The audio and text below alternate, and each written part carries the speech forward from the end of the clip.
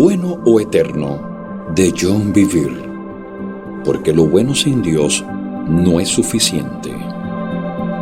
Capítulo 12. Entrenamiento para una vida santa. Las heridas de un amigo sincero son mejores que muchos besos de un enemigo.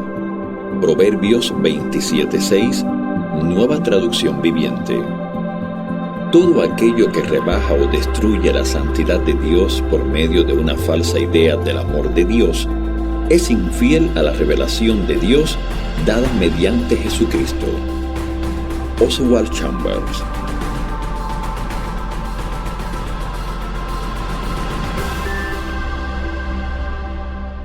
Un entrenador de vida es una persona cuyo trabajo es mejorar la calidad de la vida de otra persona. En cierta medida, el apóstol Pablo nos manda a ser entrenadores espirituales. Siguiendo los caminos prescritos de Dios, mejoramos la calidad no solo de nuestras vidas, sino también de las vidas de aquellos a los que entrenamos. No podemos mejorar los caminos de Dios. Adán y Eva lo intentaron y fallaron miserablemente. Fueron los primeros de muchos que intentaron esta locura. Así que como entrenadores, no solo debemos instruir, sino también debemos advertir y corregir. Cuando no corregimos, permitimos que aquellos a quienes entrenamos sigan por un camino de dolor y destrucción.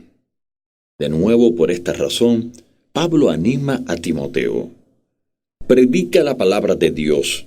Mantente preparado, sea o no el tiempo oportuno. Corrige, reprende y anima a tu gente con paciencia y buena enseñanza. Segunda de Timoteo 4:2, Nueva Traducción Viviente. Al comienzo de la carta de Pablo a la iglesia efesia, habla de nuestra nueva naturaleza pareada con la gracia empoderadora. La combinación de estas dos características posiciona a un creyente para una vida transformada. Esto le da al creyente la capacidad de identificarse con Cristo y también de mantenerse alejado del camino del peligro. Pablo da después una lista de mandatos que definen esta vida. No son pesados o imposibles como eran los mandatos del Antiguo Testamento. Son meramente la conducta que se espera de nosotros porque tenemos una nueva naturaleza. Ahora leamos el recordatorio de su lista.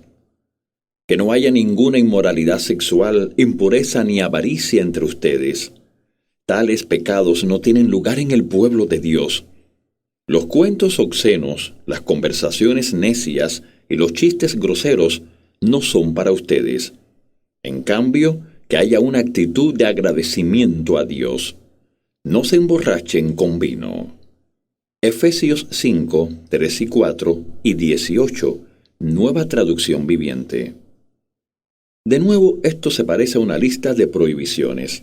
Para reiterar, no es una lista de mandatos que si se obedecen nos salvará. Más bien es una lista para mantenernos alejados de una relación adúltera con el mundo, a fin de que podamos permanecer en la presencia manifiesta de Jesús. Permíteme enumerar de nuevo todas las conductas pecaminosas.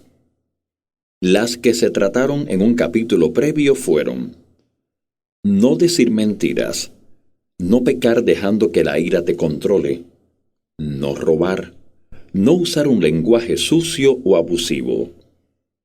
El resto de la lista es: no ser sexualmente inmoral, no ser impuro, no ser egoísta, no contar historias obscenas, no hablar necedades, no contar chistes groseros, no emborracharse con vino.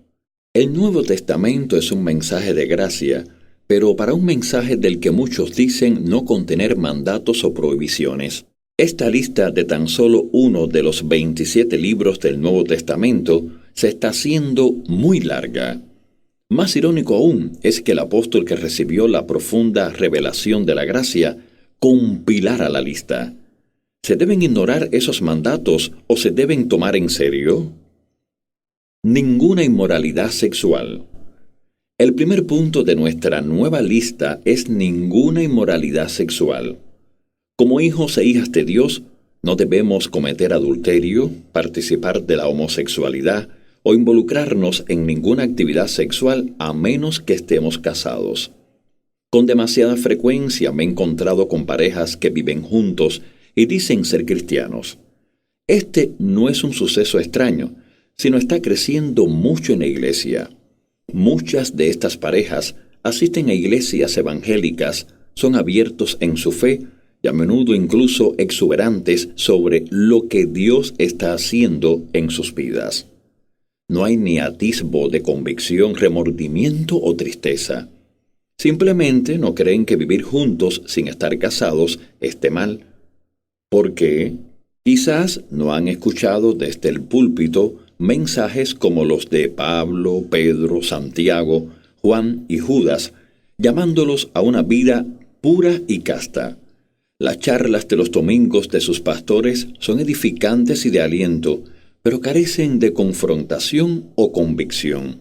Carecen de la disciplina de una vida santa. En nuestra sociedad es algo aceptado e incluso se considera una buena idea vivir juntos, tener sexo antes de casarse y unirse como pareja homosexual. Tristemente, como evangélicos, nuestro conocimiento de las Escrituras a menudo es superficial. Sin buscar con intención en la palabra de Dios, muchos hemos adoptado las ideas de nuestra cultura. La idea prevaleciente es: si estamos enamorados, ¿por qué no vivir juntos? ¿Y qué hay de la homosexualidad? También está creciendo, pero no solo entre los que nunca han asistido a alguna iglesia. Recientemente me enseñaron la página de Facebook de una señora que solía ser directora de departamento en un ministerio. Ahora está enamorada de otra mujer y tienen planes de casarse. Yo veía con gran tristeza las fotos de su noviazgo y otros momentos íntimos. En el pasado, los que se apartaban de su relación con Dios lo sabían. Sin embargo, esta mujer hablaba con mucho entusiasmo del amor de Dios y su devoción a Él. ¿Cómo puede estar casada con otra mujer cuando Jesús dice claramente: ¿no han leído las Escrituras?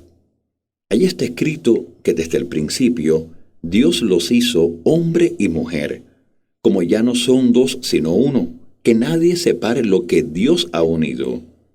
Mateo 19, 4 y 6, Nueva Traducción Viviente. Jesús dice que el matrimonio es para un hombre y una mujer, los dos sexos. ¿Por qué no es consciente esta mujer de que está profanando esta institución divina? ¿Acaso no se le ha explicado desde el púlpito? Entiendo que la sociedad se está desviando de la intención original de Dios para el matrimonio. El incrédulo posee una naturaleza de pecado. Los hombres y las mujeres perdidos están sin Dios en este mundo y tienen una conciencia limitada de lo que es verdaderamente bueno y malo. Su conducta no debería angustiarnos, porque piensan y hacen lo que le dicta su naturaleza. Lo preocupante es que los creyentes adopten lo que el mundo llama bueno como algo aceptable para Dios. Estadísticamente hay un aumento en las iglesias que alientan al estilo de vida homosexual y el matrimonio homosexual. Sin embargo, las iglesias lo fomentan no solamente por lo que dicen, sino también por lo que no dicen. Escucha atentamente estas palabras. Si los justos se desvían de su conducta recta, morirán. Y si tú no les adviertes, ellos morirán en sus pecados. No se recordará ninguno de sus actos de justicia, y te haré responsable de la muerte de esas personas. Ezequiel 3:20, Nueva Traducción Viviente. Esto habla de advertir a un creyente, a un hombre justo. Si no advertimos a los creyentes de sus pecados, las consecuencias son serias. Quizás puedas replicar: pero John, eso es del Antiguo Testamento. ¿Cómo puedes decir que se le hará responsable de la muerte de una persona a un ministro en la era del Nuevo Testamento? Una vez hablé en una conferencia de liderazgo y un pastor me confrontó por este asunto. Estaba enojado y dijo: ¿cómo se atreve a poner la muerte de otra persona sobre nosotros? Eso eran cosas del Antiguo Testamento. Yo le dije: Podría abrir su Biblia en Hechos 20 y leerme los versículos 26 y 27. Esto es lo que el pastor me leyó. Declaro hoy que he sido fiel. Si alguien sufre la muerte eterna, no será mi culpa, porque no me eché para atrás a la hora de declarar todo lo que Dios quiere que ustedes sepan.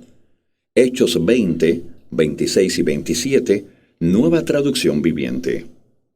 El pastor alzó su mirada sorprendida hacia mí y dijo: John, había leído esto, pero nunca antes lo había visto. Al terminar nuestra conversación, dijo: Siento mucho haberle acusado. Yo agradecí su honestidad. En este párrafo quiero hablar directamente a los líderes de las iglesias.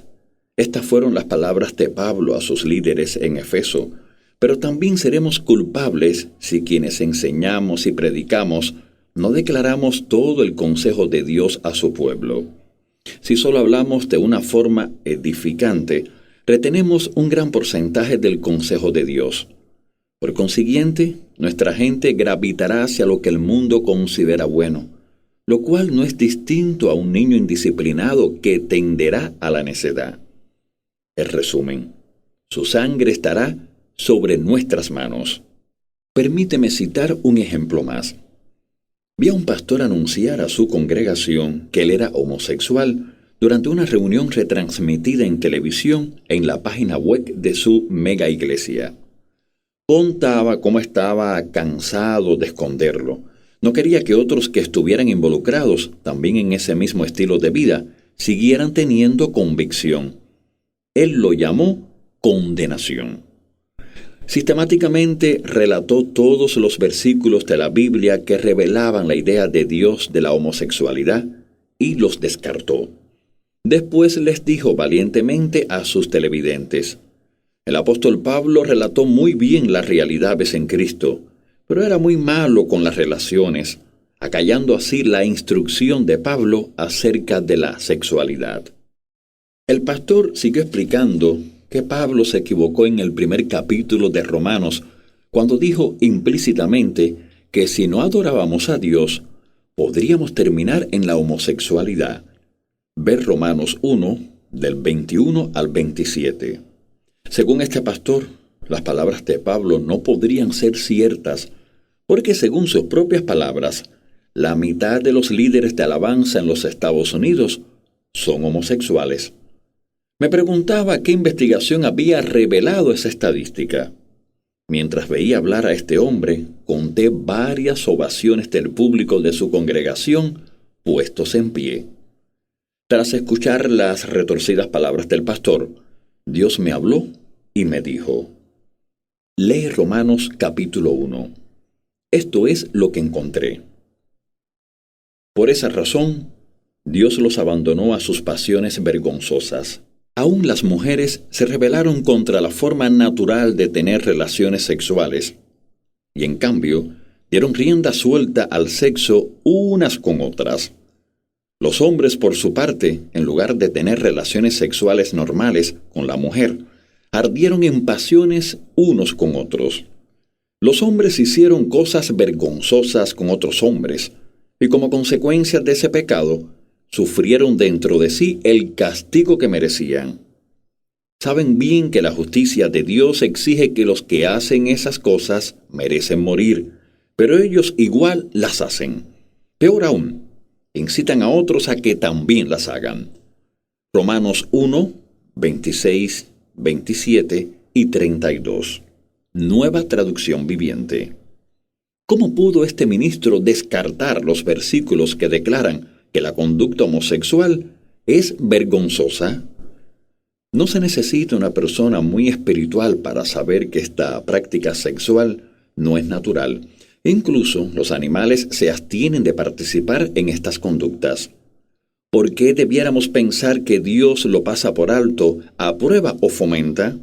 Piensa en todos los que profesan ser cristianos que escuchan el mensaje de este pastor y que luchan con la urgencia de sucumbir a este deseo lujurioso y pecaminoso estilo de vida. Su conciencia les dice: no está bien que un hijo de Dios haga esto. Sin embargo, tristemente las palabras de este pastor se usan para ahogar esa voz interior.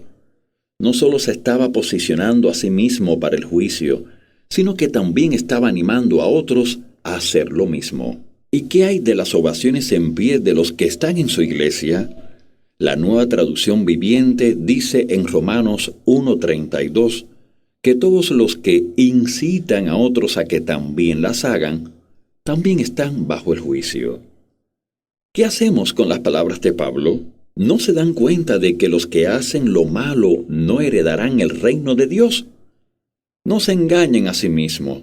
Los que se entregan al pecado sexual o rinden culto a ídolos o cometen adulterio o son prostitutos o practican la homosexualidad o son ladrones o avaros o borrachos o insultan o estafan a la gente, ninguno de esos heredará el reino de Dios. Primera de Corintios 6, 9 y 10, Nueva Traducción Viviente. Obviamente hay otros pecados que son dañinos, pero no debemos ignorar lo que dicen estos versículos sobre las prácticas sexuales caprichosas. La dirección del mundo es tóxica. Si no proclamamos desde nuestros púlpitos la verdad respecto a la inmoralidad sexual, la gente no sabrá lo que es el buen comportamiento y el maligno los engañará. Aceptarán lo que el mundo identifica como bueno, creyendo incluso que Dios lo aprueba. Ninguna impureza. Lo siguiente en la lista de prohibiciones es ninguna impureza. Debemos mantenernos alejados de toda forma de pornografía, videos lascivos o pensamiento lujurioso. Jesús dice: pero yo digo que el que mira con pasión sexual a una mujer, ya ha cometido adulterio con ella en el corazón. Mateo 5:28, Nueva Traducción Viviente. El salmista escribe: me negaré a mirar cualquier cosa vil o vulgar. Salmos 101:3, Nueva Traducción Viviente. La pornografía ofrece una breve estimulación y satisfacción, porque apela a los deseos de nuestra carne, pero corromperá nuestra capacidad de tener intimidad con nuestro cónyuge y con Dios. Finalmente, nos deja insatisfechos con nuestro cónyuge y también con nosotros mismos. Aunque da la impresión de que la pornografía enciende una chispa, en realidad provoca una explosión que finalmente traerá confusión, culpa, vergüenza e inseguridad. Hasta hace muy poco los sitios pornográficos eran los destinos en línea más populares, aunque ahora se han visto superados por las redes sociales. Más de 1 de cada 10 páginas web son pornográficas. Más de 40 millones de estadounidenses visitan regularmente estas páginas y cada segundo 28.258 usuarios de Internet están viendo pornografía.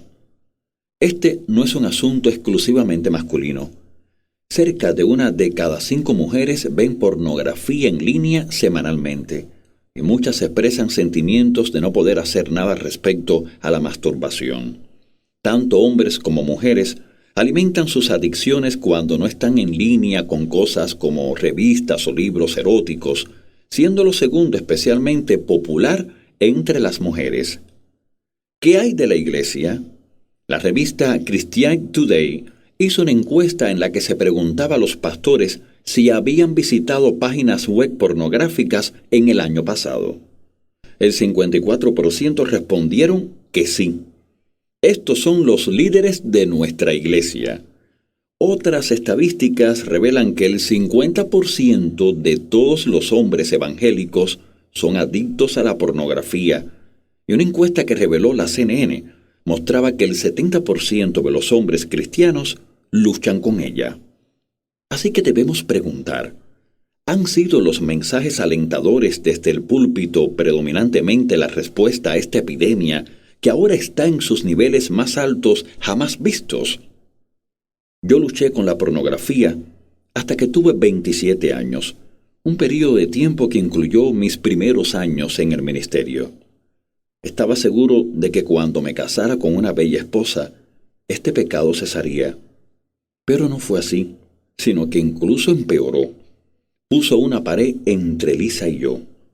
No fui libre hasta el otoño de 1984, cuando le conté a un hombre de Dios acerca de mi adicción, y él dijo sin titubear: «Deténlo». Me reprendió enérgicamente. No recibí un mensaje alentador de él. Recibí firmes instrucciones y advertencias que pusieron en mi vida un saludable temor de Dios.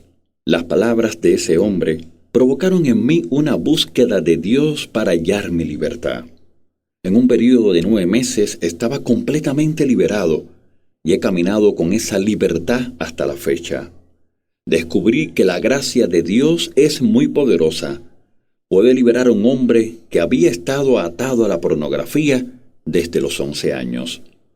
Esta es otra razón por la que me entristece mucho que los ministros no desarrollen en profundidad los beneficios de la gracia de Dios.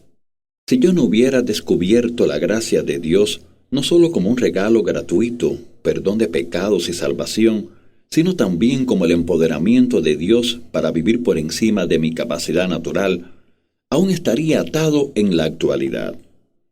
Ninguna avaricia. La definición de avaricia es un deseo intenso y egoísta de algo, especialmente de riqueza, de poder o de comida. Muchas veces los creyentes tuercen y convierten en avaricia la promesa de Dios de ayudarnos a ser bendecidos, exitosos y prósperos. Su enfoque está en mí, en lugar de en ser equipados para servir y dar a otros. La avaricia es codiciosa, y eso es idolatría. Ver Colosenses 3:5.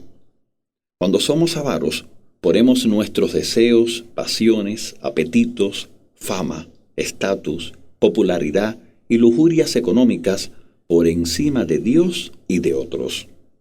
Hay muchas historias que podríamos contar sobre la avaricia que se cuela en la vida de un creyente.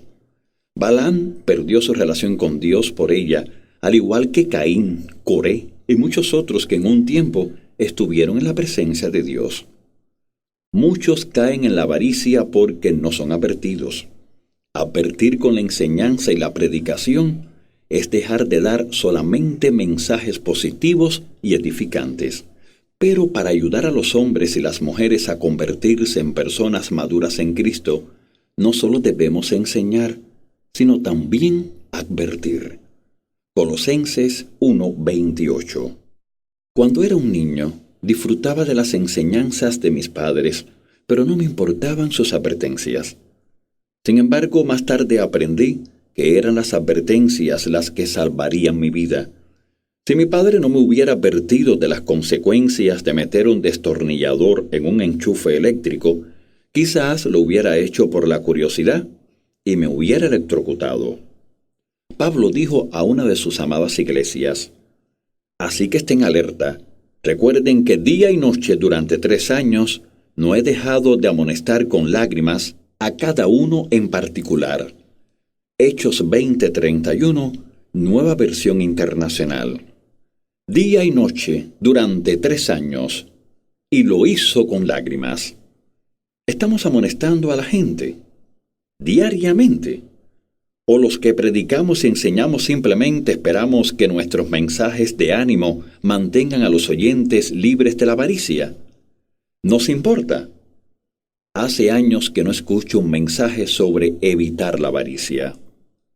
Pablo es el que predicaba la gracia, pero también es el que clama apasionadamente a la iglesia en Efeso y a nosotros diciendo: «No caigan en la avaricia». Escucha también las palabras del apóstol Santiago. ¿Qué es lo que causa las disputas y las peleas entre ustedes? ¿Acaso no surgen de los malos deseos que combaten en su interior? Desean lo que no tienen, entonces traman y hasta matan para conseguirlo. Envidian lo que otros tienen, pero no pueden obtenerlo. Por eso luchan y les hacen la guerra para quitárselo. Sin embargo, no tienen lo que desean porque no se lo piden a Dios. Aun cuando se lo piden, tampoco lo reciben porque lo piden con malas intenciones. Desean solamente lo que les dará placer. Adúlteros. Santiago 4, 1 al 4, Nueva Traducción Viviente. Ven, Santiago, no seas tan negativo.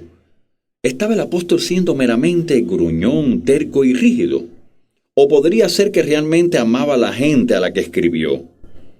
Ese es el motivo por el que declaraba verdad leccionadora en vez de dar un mensaje popular y edificante. ¿Podría ser este el motivo por el cual Dios le hizo escribir parte del Nuevo Testamento en vez de elegir a un orador más motivador de su tiempo? Ninguna comunicación indebida. Después tenemos en la lista: no participar de charlas necias o chistes e historias obscenas y vulgares. Esto podría incluir ver videos o escuchar música u otro audio del mismo tipo. Me han pedido ayudar a jóvenes en equipos ministeriales que están perplejos porque sus líderes están usando un lenguaje vulgar, contando chistes obscenos o hablando sin diferenciarse de cómo lo haría cualquier persona del mundo. ¿Por qué están haciendo esto sus líderes? Podría ser que no les estamos diciendo a los líderes y al pueblo de Dios: esta no es una conducta propia para un ciudadano del reino. Pablo escribe a los colosenses: que sus conversaciones sean cordiales y agradables. Colosenses 4:6, Nueva Traducción Viviente. Nuestras conversaciones deben estar llenas de gracia. No se emborrachen. Después, no se emborrachen ni con cerveza, vino, ni ninguna otra bebida alcohólica. También podemos aplicar esta instrucción a las drogas, ya sean legales, ilegales o recetadas. De nuevo estamos oyendo la palabra no. El alcohol es seductor. Ver Proverbios 23, 31 al 33. Puede seducirnos fácilmente a beber más sin saber cuándo parar. El alcohol tiene la capacidad de reducir y finalmente acabar con el sano juicio. Los mecanismos de freno se ven comprometidos y las funciones naturales de protección del corazón y del cerebro se desarman. Esto se podría comparar a quitar la barra de control de acceso de una computadora. Nos abrimos a procesos de pensamiento dañinos al desvanecerse la discreción. En esencia, el alcohol elimina el sistema de seguridad de nuestro cerebro. Aunque podamos y sepamos detenernos, podríamos sin querer inspirar a otros a embriagarse. Permíteme compartir una historia. Un pastor principal estaba bebiendo en un restaurante de su ciudad. Uno de sus miembros, un recién convertido, estaba en el mismo restaurante. Era un empresario adinerado que antes de ser salvo, luchaba con el alcohol. Tras su conversión evitaba beber y se podría decir que era alguien que apenas se escapaba de una vida de engaño. Segunda de Pedro 2:18, Nueva Traducción Viviente. Poco después de ver a su pastor bebiendo en el restaurante, este empresario se metió en una borrachera de 3 días. Durante esos 3 días, tomó algunas decisiones empresariales poco sabias y económicamente casi lo perdió todo. Más devastador aún fue que perdió su matrimonio. Cuando después le preguntaron por qué había realizado esa jerga, su respuesta fue: vi a mi pastor bebiendo, así que pensé, si él puede beber, yo también. Por supuesto, este hombre es el máximo responsable de su mala decisión, pero ¿no debería hacernos pensar una historia así acerca de la influencia que ejercemos sobre otros? En tiempos recientes, más ministros se sienten libres para beber en público. Se citan versículos para apoyar su afirmación de este derecho. Uno es 1 de Timoteo 3:3, Reina Valera Revisada, 1960, donde Pablo le dijo a Timoteo que los líderes de iglesias no deben ser dados al vino. La palabra griega que Pablo usa es paroino. La definición del diccionario completo del estudio de las palabras incluye perteneciente al vino, borrachera. La palabra no incluye el uso responsable y comedido del alcohol. Más bien tiene en consideración el abuso o uso incesante del mismo. La imagen es la de un individuo que siempre tiene una botella o bota en la mesa, y así significa adicción. La Nueva Traducción Viviente de este versículo dice que un líder de iglesia no debe emborracharse. Primera de Timoteo 3:3, Nueva Traducción Viviente. En otra carta, Pablo aconsejó a Timoteo: tomar un poco de vino por el bien de tu estómago, ya que te enfermas muy seguido. Primera de Timoteo 5:23, Nueva Traducción Viviente. Timoteo era el equivalente a un pastor principal en Efeso. El pensamiento de muchos ministros hoy es: si un líder de iglesia no debiera tocar nunca el vino como el voto de los nazareos, Pablo no le habría dicho al pastor Timoteo que lo usara ni siquiera debido a sus propiedades curativas. El versículo más citado en esta discusión es donde Jesús convirtió el agua en vino. Ver Juan 2, 1 al 11. La idea es: Jesús no habría convertido el agua en vino en un entorno público si beber estuviera mal. Si solo se leen estos versículos, una persona podría argumentar que el pastor que bebió en público estaba justificado en lo que hizo. Sin embargo, vivimos en una sociedad donde el alcoholismo está muy extendido. En los Estados Unidos, casi 88,000 personas mueren al año por causas relacionadas con el alcohol, y el alcoholismo es la tercera causa evitable de muerte. En 2007, The Washington Post informaba que 1 de cada 3 estadounidenses tiene o ha tenido problemas con el alcohol. El Instituto Nacional de Abuso de Alcohol y Alcoholismo informó que en 2012 el 25% de las personas con edades superiores a los 18 años decían haber incurrido en borracheras el mes pasado. Eso es asombroso. 1 de cada 4 en solo un mes. Podría dar muchas más estadísticas, pero lo importante es que los estadounidenses son propensos al abuso del alcohol. El abuso del alcohol está muy extendido no solo en los Estados Unidos. En 2012, el 6% de las muertes del mundo, 3,3 millones, fueron atribuidas al consumo de alcohol. Globalmente, el mal uso del alcohol es el quinto factor de riesgo de muerte prematura y discapacidad. En las personas entre 15 y 49 años, es el primero. Debido a esta epidemia, como creyentes responsables, debemos llevar nuestra lógica un paso más allá y considerar las implicaciones más amplias del mandato de Pablo respecto a comer la comida sacrificada a los ídolos. En sus palabras: por lo tanto, si lo que como hace que otro creyente peque, nunca más comeré carne mientras viva, porque no quiero hacer que otro creyente tropiece. Primera de Corintios 8:13, Nueva Traducción Viviente. Pablo dejó claro que no es pecado comer carne sacrificada a los ídolos. Sin embargo, si eso hace que un hermano más débil se ofenda y tropiece, dijo que no la volvería a comer. Se puede construir un argumento para defender el derecho de los cristianos a beber pequeñas cantidades de alcohol, pero como creyentes, y especialmente los que somos líderes de iglesias, queremos correr el riesgo de ser de tropiezo o ayudar a seducir a la adicción a aquellos que acaban de escapar del pecado del alcoholismo, especialmente cuando vivimos en una sociedad que está repleta de este abuso. Si el pastor principal que estaba bebiendo en el restaurante hubiera puesto en práctica esta sabiduría, quizás el empresario podría haberse ahorrado esta trágica borrachera de 3 días. Debemos huir de cualquier forma de borrachera.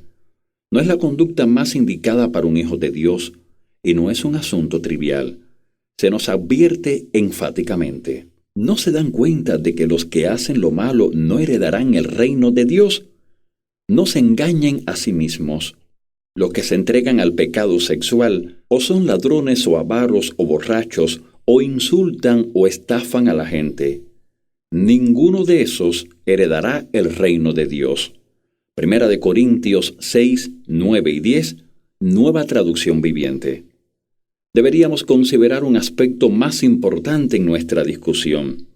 Estamos en una carrera espiritual y nuestro entrenador nos dice: quitémonos todo peso que nos impida correr.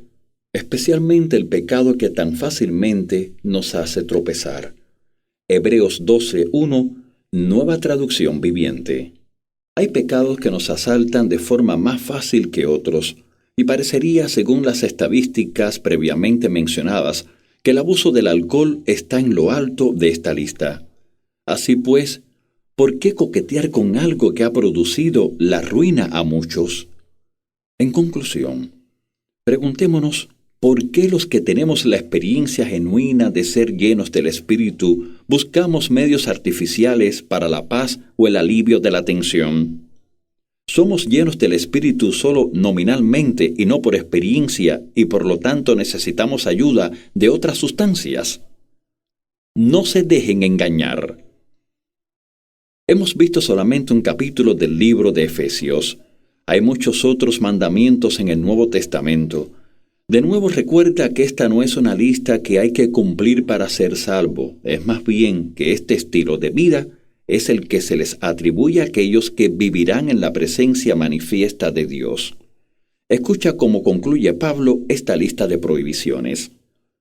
No se dejen engañar por los que tratan de justificar esos pecados, porque el enojo de Dios caerá sobre todos los que lo desobedecen. No participen en las cosas que hace esa gente. Averigüen bien lo que agrada al Señor. No participen en las obras inútiles de la maldad y la oscuridad. Al contrario, sáquenlas a la luz. Es vergonzoso siquiera hablar de las cosas que la gente malvada hace en secreto. Así que tengan cuidado de cómo viven. Efesios 5, 6 y 7, 10 y 12 y 15, Nueva Traducción Viviente. No te dejes engañar por quienes intentan excusar estos pecados. Las consecuencias son bastante desfavorables. Debemos de forma cuidadosa, no causal, decidir qué es lo que agrada a Dios en nuestro estilo de vida. Muchos actuamos como si estuviéramos en un parque de diversiones, cuando en realidad estamos en un campo de batalla. Estamos en guerra, hay un blanco de tiro en nuestra cabeza, y el enemigo trabaja incansablemente para derribarnos. Pero si permanecemos en la luz, Él fallará gracias a la asombrosa gracia de Dios en nuestra vida. Te animo, prosigue a la vida suprema. Depende de la gracia para vivir una vida santa e intachable en medio de un mundo agonizante y perverso. Tienes lo necesario, porque Dios te ha regalado su naturaleza divina. No malgastes ni recibas en vano la asombrosa gracia de Dios.